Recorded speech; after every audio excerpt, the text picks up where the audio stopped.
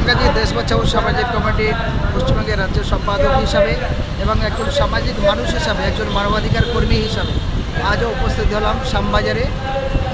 যে আপনারা সবাই জানেন, যদি আজকের যে আনিস খান একজন ছাত্র নেতা, তার উপরে যে জুলুম হয়েছিল, তাকে যে ষড়যন্ত্র করে তাকে খুন করা হলো, সেই পরিকল্পিত খুনের যদি সঠিক বিচার হতো, আজ যদি আবু সিদ্দিকের বিচার হতো, আজ যদি প্রিয়াঙ্কা হাসদাদের বিচার হতো, তাহলে তিলোত্তমার এই ঘটনাটা আর ঘটতো না।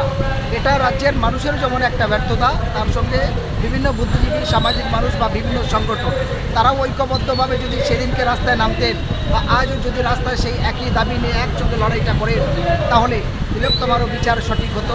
তাহলে আনিস খানের বাবারও আজও দীর্ঘদিন পরও আজ শ্যামবাজারের চৌমাথায় বসে থাকতে হতো না। এই জায়গা দাঁড়িয়ে বাংলার প্রত্যেকটা জাতি ধর্ম বর্ণ নির্বিশেষে, দলমত নির্বিশেষে সকল সুগতি সম্পূর্ণ মানুষের আমি হোসেন গাজী বলতে চাই, চোখটা ভালো করে খুলুন, বুকে হাত দিয়ে বিবেককে ভালো করে প্রশ্ন করুন, জিজ্ঞাসা করুন। এই জায়গা দাঁড়িয়ে ক্যান্সার কী রোগ, তার থেকে ভয়ঙ্করী রোগ হলো রাজনৈতিক হিংসা, ধর্মীয় হিংসা। সমস্ত বিভাজন ভুলে বাংলার ন্যায় ইনসাফ প্রতিষ্ঠিত করার জন্য, বাংলার গণতন্ত্রকে প্রতিষ্ঠিত করার জন্য, মানুষের ঐক্য একতার স্বার্থের জন্য সমস্ত অন্যায়ের বিরুদ্ধে প্রতিবাদ করাটা উচিত। আমরা যেমন প্রত্যেকটা হিংসার বিরুদ্ধে, প্রত্যেকটা খুনের বিরুদ্ধে, প্রত্যেকটা ধর্ষণের বিরুদ্ধে, প্রত্যেকটা দুর্নীতির বিরুদ্ধে রাস্তায় নামি, আজও আনিস খানের বাবা, তার পশ্চিমবঙ্গ সরকার তার বহু অফার দিয়েছিল, বহু টাকা চাকরির অফার দিয়েছিল, সমস্ত কিছু বিসর্জন দিয়েও একই দাবিতে তিনি বহাল আছেন। একই দাবি তিনি কলকাতা হাইকোর্ট থেকে অনুমতি নিয়ে আজকের এই ধর্ণা মঞ্চে আছেন।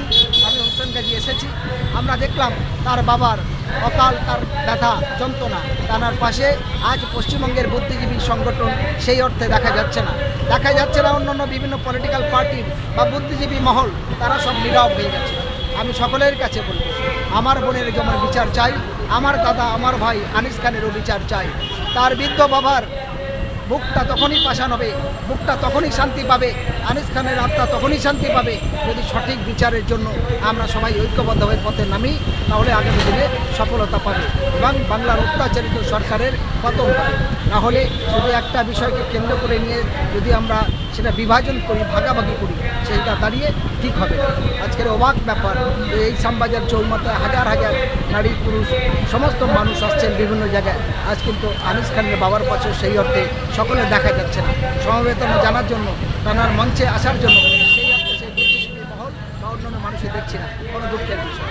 আমি অনুরোধ করব, আমার এই পোস্ট পাওয়ার পরে সমস্ত মানুষ, বাংলার মানুষ ঐক্যবদ্ধভাবে আনিস খানের বাবা সালিম খানের পাশে এসে দাঁড়াবেন এবং তিলোত্তমার সাথে সাথে একই মঞ্চের পাশাপাশি মঞ্চ হয়েছে, এই মঞ্চে সবাই মিলে বাংলার গণতন্ত্র বিপন্ন, বাংলার মানুষ পরাধীন, স্বাধীন হলেও পরাধীন। ফলে এই অত্যাচারিত জুলুমবাজি সরকার, তার বিরুদ্ধে এবং রাজ্যের প্রশাসন, অপদার্থ প্রশাসনের বিরুদ্ধে সবাই ঐক্যবদ্ধভাবে রুখে দাঁড়িয়ে সঠিক জায়গায় এগিয়ে যাবেন। আমি হোসেন গাজী এই আহ্বান, এই আবেদন সারা বাংলার মানুষের কাছে। ধন্যবাদ।